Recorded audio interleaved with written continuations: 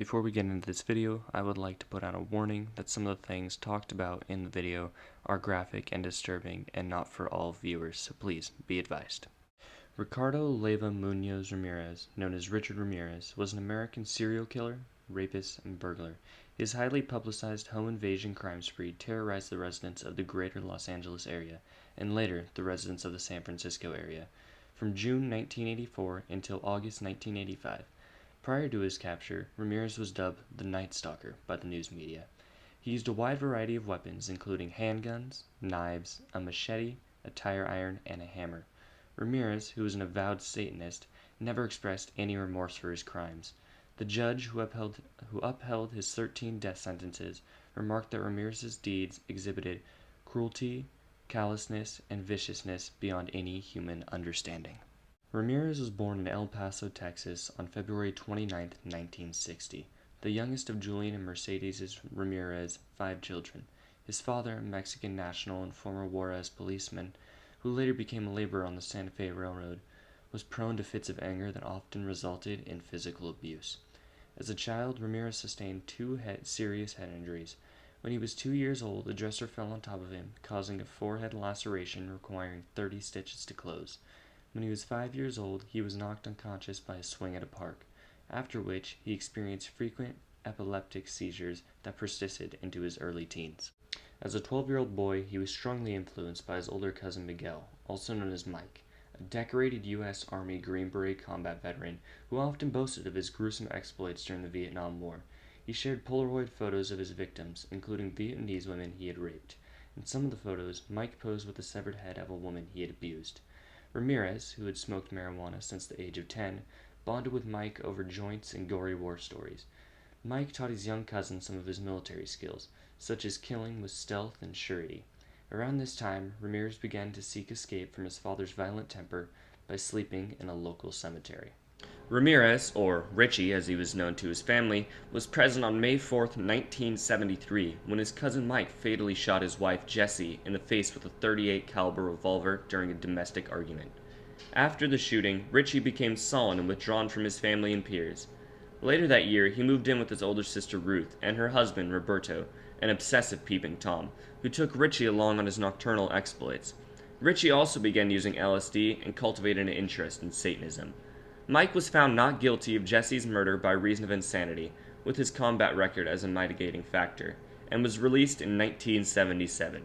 After 4 years of incarceration at the Texas State Mental Hospital, his influence over Richard continued. The adolescent Ramirez began to meld his burgeoning sexual fantasies with violence, including forced bondage and rape.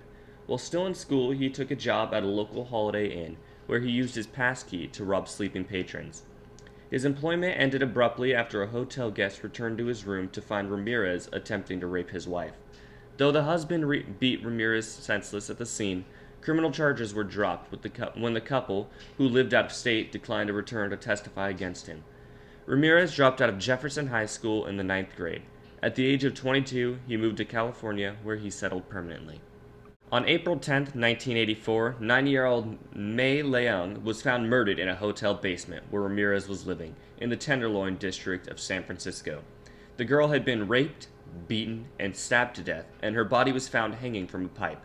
This, his first known killing, was not initially identified as being connected to the crime spree. In 2009, Ramirez's DNA was matched to DNA obtained at the crime scene. In 2016, officials disclosed evidence of a second suspect identified through a DNA sample retrieved from the crime scene, who is believed to have been present at Leung's murder. Described as being a juvenile at the time, authorities have not publicly identified the suspect and have not brought charges due to the lack of evidence. The Night Stalker crimes. On June 28, 1984, 79-year-old Jenny Vincow was found brutally murdered in her apartment in Glassell Park. She had been stabbed repeatedly while asleep in her bed, and her throat slashed so deeply that she was nearly decapitated. Ramirez's fingerprint was found on a mesh screen removed to gain access through an open window. On March 17, 1985, Ramirez attacked 22-year-old Maria Hernandez outside her home in Rosemead, shooting her in the face with a .22 caliber handgun after she pulled into her garage. She survived when the bullet ricocheted off the keys she held in her hand as she lifted them to protect herself.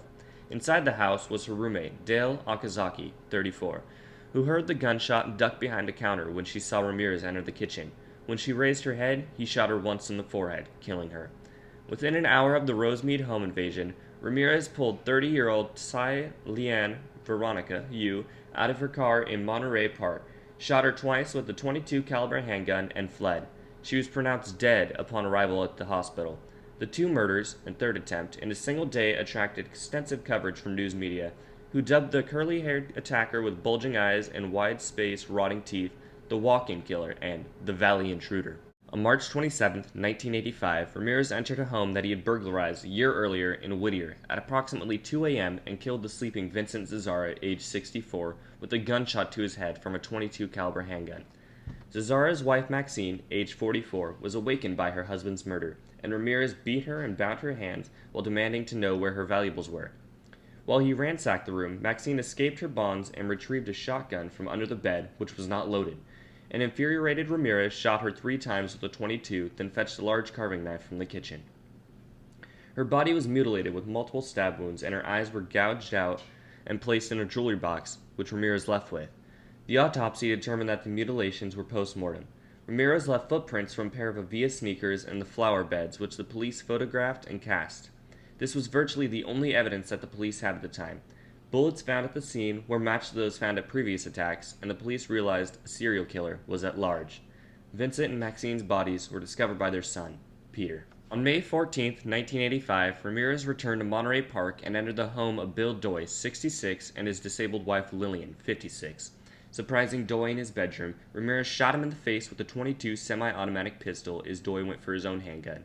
After beating the mortally wounded man into unconsciousness, Ramirez entered Lillian's bedroom, bound her with thumb cuffs, then raped her after he had ransacked the home for valuables. Bill Doy died of his injuries while in the hospital. Night of May 29, 1985, Ramirez drove a stolen Mercedes-Benz to Monrovia and stopped at the house of Maybelle Bell, 83, and her sister Florence Lang, 81. Finding a hammer in the kitchen, he bludgeoned and bound the invalid Lang in her bedroom, then bound and bludgeoned Bell before using an electrical cord to shock the woman. After raping Lang, he used Belle's lipstick to draw a pentagram on her thigh, as well as on the walls of both bedrooms. Discovered 2 days later, both women were found alive, but comatose. Belle later died of her injuries. The next day, he drove the same car to Burbank and snuck into the home of Carol Kyle, 42. At gunpoint, he bound Kyle and her 11-year-old son with handcuffs and ransacked the house. He released Kyle to direct him to where the family's valuables were. He then sodomized her repeatedly. He also repeatedly ordered her not to look at him, telling her at one point that he would cut her eyes out. He fled the scene after retrieving the child from the closet and binding the two together again with the handcuffs. On the night of July 2, 1985, he drove a stolen Toyota to Arcadia, randomly selecting the house of Mary Louise Cannon, 75. After quietly entering the widowed grandmother's home, he found her asleep in her bedroom. He bludgeoned her into unconsciousness with a lamp, and then repeatedly stabbed her using a 10-inch butcher knife from her kitchen. She was found dead at the crime scene. On July 5, 1985, Ramirez broke into a home in Sierra Madre and bludgeoned 16-year-old Whitney Bennett with a tire iron as she slept in her bedroom. After searching in vain for a knife in the kitchen, Ramirez attempted to strangle the girl with a telephone cord. He was startled to see sparks emanate from the cord, and when his victim began to breathe, he fled from the house believing that Jesus Christ had intervened and saved her. Bennett survived the savage beating, which required 478 stitches to close the lacerations to her scalp. On July 7, 1985, Ramirez burglarized the home of Joyce Lucille Nelson, 61, in Monterey Park. Finding her asleep on her living room couch, he beat her to death using his fists and kicking her in the head. A shoe print from an Avia sneaker was left imprinted on her face. After cruising 2 other neighborhoods, he returned to Monterey Park and chose the home of Sophie Dickman, 63. Ramirez assaulted and handcuffed Dickman at gunpoint, attempted to rape her, and stole her jewelry. When she swore to him that he had taken everything of value, he told her to swear on Satan. On July 20, 1985, Ramirez purchased a machete before driving a stolen Toyota to Glendale. He chose the home of Leela Knighting, 66, and her husband Maxon, 68. He burst into the sleeping couple's bedroom and hacked them with the machete, then killed them with shots to the head from a .22 caliber handgun. He further mutilated their bodies with the machete before robbing the house of valuables. After quickly fencing the stolen items from the Knighting residence, he drove to Sun Valley. At approximately 4:15 a.m., he broke into the home of the Kavathan family. He murdered Chanarong Kavathan by shooting the sleeping man in the head with the .25 caliber handgun, killing him instantly. He then repeatedly raped Somkid Kavathan, beating and sodomizing her. He bound the couple's terrified 8-year-old son before dragging some kid around the house to reveal the location of any valuable items which he stole. During his assault, he demanded that she swear to Satan that she was not hiding any money from him. On August 6, 1985, Ramirez drove to Northridge and broke into the home of Chris and Virginia Peterson. Ramirez crept into the bedroom, startling Virginia, 27, prompting him to shoot her in the face with the .25 caliber semi-automatic handgun. He then shot Chris Peterson in the temple and attempted to flee. Chris Peterson fought back while avoiding being hit by 2 more shots during the struggle before Ramirez managed to escape. The couple survived their injuries. On August 8, 1985, Ramirez drove a stolen car to Diamond Bar and chose the home of Sakina Abawath, 27, and her husband Elias Abawath, 31. Sometime after 2:30 a.m., he entered the house and went into the master bedroom. He instantly killed the sleeping Elias with a shot to the head from a .25 caliber handgun. He handcuffed and beat Sakina while forcing her to reveal the locations of the family's jewelry, and then brutally raped and sodomized her. He repeatedly demanded that she swear on Satan that she would not scream during his assaults. When the couple's 3-year-old son entered the bedroom, Ramirez tied the child up and then continued to rape Sakina.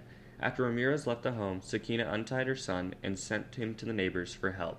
Ramirez, who had been following the media coverage of his crimes, left the Los Angeles area and headed to the San Francisco Bay Area. On August 18, 1985, Ramirez entered the home of Peter and Barbara Pan. Peter, age 66, was killed in his sleep with a gunshot to his temple from a .25 caliber handgun.